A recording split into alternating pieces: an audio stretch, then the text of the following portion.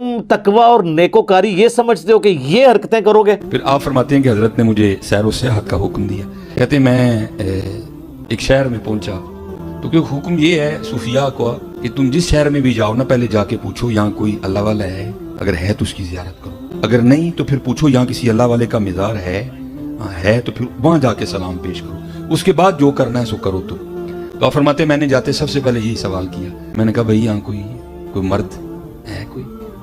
तो लोगों ने कहा भाई यहाँ तो नहीं है, ये जो सामने आप पहाड़ देख रहे हैं इसके ऊपर एक गार है, वहाँ एक मर्द है, जरा मुशक्कत है, जाओ। बाबा साहब फरमाते मैंने बड़ी मुशक्कत उठाई और मैं गया पहाड़।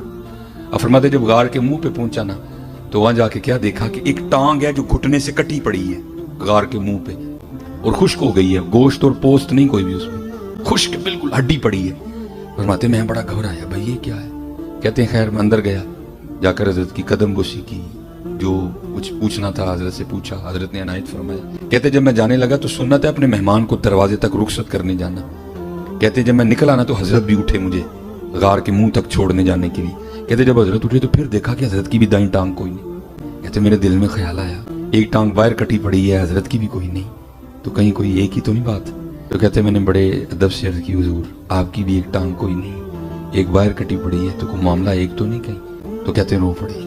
कहते हैं फरीद मैं यहाँ इबादत कर रहा था, रियाजत कर रहा था कुर्ब पाने के लिए। तो हजरत जी चेक तो करते हैं ना एने जो होया कि नहीं होया, ये चेक तो किया जाता है ना, फिर बातें बनती हैं, अभी तो नहीं बन जाती। कहते हैं बस मेरी भी चेकिंग आ गई।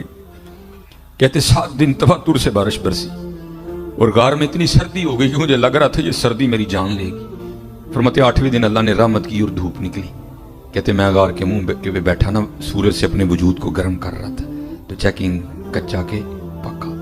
कहते एक औरत गुजरी और मेरी नजर उसके चेहरे पे पड़ी। कहते बड़ी खूबसूरत लगी, मेरा जी चाहा कि मैं इसके पीछे जाऊं, इसको जाके ना फिर देखूं। कहते बस ऐसा गलबा हुआ शहवत का कि अकली मारी गई हो। भाई इस चोटी पे तो किसी मर्द का आना बड़ा मुश्किल से होता है, औरत कहां से आ गई, तेरा इम्तिहान है ना कर। कहते अकल मारी गई। फरमाते मैं उठा और उसके पीछे जाने के लिए ना मैंने गार से सबसे पहले दायां पांव बाहर निकाला। तो फिर गैब से आवाज आई वाह भाई वाह, वाह भाई वाह, यारियां साडे नाल ते जांदे गैरां पिछे, यारी साडे नाल ते जांदे गैरां पिछे। कहते यही कदम था जो सबसे पहले गैर के लिए बढ़ा था, मैंने अपने हाथ से ही काट दिया। कहते यही कदम था जो सबसे पहले गैर के लिए बढ़ा था, मैंने अपने हाथ से ही काट दिया। कर लो करने वाले बड़ा बड़ा कुछ कर ले। तो खुदा के लिए अपने बुजुर्गों को बेइज्जत होने से बचाएं, ये फजीलत नहीं है। ये अगर उनकी बुजुर्गी को अगर कोई खत्म करने वाली चीज है वो ये जी ਇਹ ਤੇ ਬਜ਼ੁਰਗ ਵੱਢਣੇ ਵਾਲੀ ਹੈ ਗੱਲ। ਬਜ਼ੁਰਗਾਂ ਨੂੰ ਬਚਾਣਾ ਹੈ ਤੇ ਇਹ ਕਿਆ ਕਰੋ, ਰਾਤ ਨੂੰ ਸੌਂਦੇ ਵੀ ਸਨ ਤੇ ਉੱਠ ਕੇ नमाज भी पढ़ लेंदे सन। ये ना कोई शाह ये बताते हैं कर्तव्य उनका, ये कर्तव्य ही है ना। फिर बुखारी मुस्लिम में वो हदीस है जो 3 असहाब गैर मौजूदगी में नबी इस्लाम की अजवाज के पास पर्दे में आके हुजूर के मामलात पूछते हैं। वो नबी इस्लाम तो एक नॉर्मल जिंदगी गुजार रहे थे, आप रात को सोते भी थे, आप नफली रोजा रखते भी थे, नहीं भी रखते थे। बुखारी मुस्लिम के अल्फाज हैं, उन्होंने नबी इस्लाम की इबादत को हल्का जाना और फिर आपस में गुफ्तगू करते हुए कहा कि अल्लाह के नबी तो बख्शे बख्शाए हैं, उनको क्या जरूरत है। एक ने कहा कि मैं पूरी जिंदगी शादी नहीं करूंगा, सिर्फ अल्लाह अल्लाह करूंगा।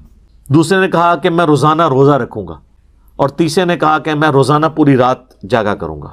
ये बातें करके वो वहां पे गए तो नबी इस्लाम की जोजा मोहतरमा जो थी उन्होंने सुन लिया और जब हुजूर वापस आए तो उन्होंने कहा कि जी वो आपके चीते आए थे ये दावे करके गए हैं। हुजूर ने कहा बुलाओ उनको। बुखारी मुस्लिम के अल्फाज हैं, बुलाया गया। आप मैं अल्लाह की कसम मैं तुमसे ज्यादा अल्लाह का तकवा रखता हूं। ये पहला जुमला ये छक्का था कि तुम तकवा और नेकोकारी ये समझते हो कि ये हरकतें करोगे और मुझसे ज्यादा कोई नेक हो सकता है, मैं अल्लाह का पैगंबर हूं, मैं तुमसे ज्यादा अल्लाह का तकवा रखता हूं। मैं नफली रोजे रखता भी हूं, छोड़ भी देता हूं, मैं रात को आराम भी करता हूं और उठ के नमाज भी पढ़ता हूं, यानी एक नॉर्मल लाइफ गुजार रहा हूं। और मैंने बीवियां भी रखी हुई हैं, निकाह किए हुए हैं। फिर आपने फरमाया फमन रगिब अन सुन्नती, जिसने मेरी सुन्नत को छोड़ दिया। फमन रगिब अन सुन्नती, जिसने मेरे तरीके को छोड़ दिया, यानी मेरे तरीके में तीनों चीजें कि निकाह करना छोड़ दिया, या उसने रोजाना जागना शुरू कर दिया, इशा के वजू से 40 साल तक फजर पढ़नी शुरू कर दी। सैयदना गौसे आजम फरमाते हैं मैंने 40 साल इशा के वजू से फजर पढ़ी। कितना अरसा? मादरजात और हम फर्ज नहीं पढ़ते, सुन्नतें बहुत से लोग नहीं पढ़ते, वाजिब कितने नहीं पढ़ते। वो रोजाना कितनी इबादत कर रहे हैं। इशा के लिए वुजू किया, सारी रात इबादत में गुजारी, सुबह फजर हो गई। 40 साल। फरमाते हैं 15 साल मैंने इस तरह गुजारे, इशा की नमाज के बाद अपने हुजरे में जाता, खूंटी एक गाड़ी हुई थी दीवार में, कुछ भी समझ लें, हुक लगाया हुआ, उसको पकड़ लेता और एक टांग उठा लेता, बिस्मिल्लाहिर्रहमानिर्रहीम सूरह फातिहा से कुरान पढ़ना शुरू करता और उठाई हुई टांग जमीन पर उस वक्त रखता था जब पूरा कुरान खत्म कर लेता था। 15 साल इस तरह गुजारे, 25 साल जंगलों में, 40 साल इशा के वुजू से फजर और 15 साल मेरे लिए फारग जे ਉਹ ਹੁਣ ਇੱਕ ਬਾਜ਼ੀਗਰ ਤੇ ਹੋ ਸਕਦਾ ਹੈ, अल्लाह ने नबी दा मनने वाला नहीं हो सकता। ये तो ये हदीस देख, और इस हदीस पे ना इमाम बुखारी ने बाब बांधा है कि इबादत में गुलूफ करना नापसंदीदा अमल है। ये है किताबों का दीन और वो है बाबों का। इसी तो हम अर्ज करते हैं कि मरने से पहले ए मुसलमान कर ले इस पे गौर, किताबों का खुदा और है, बाबों का खुदा और। ये बाबों ने तो पता नहीं किस खुदा का तारुफ आपको करवाया। जो किताबों का खुदा है ना, जो पैगंबरों का खुदा है, वो तारुफ इस तरह करवाता है अपना, और ये फजीलत बता रहे होते हैं। एक और हदीस है बुखारी और मुस्लिम दोनों में, हजरत अब्दुल्ला बिन अमर बिन आस की बीवी ने हुजूर को शिकायत भेजी कि ये जो आपका सहाबी है ना, ये मेरे हुकूक पूरे नहीं करता, ये रोज़ाना रोज़ा रखता है और रात को भी पूरी रात इबादत करता रहता है। तो नबी इस्लाम ने उनको बुला के पूछा कि ए अब्दुल्ला, मैंने तुम्हारे बारे में ये सुना है, क्या ऐसा ही है?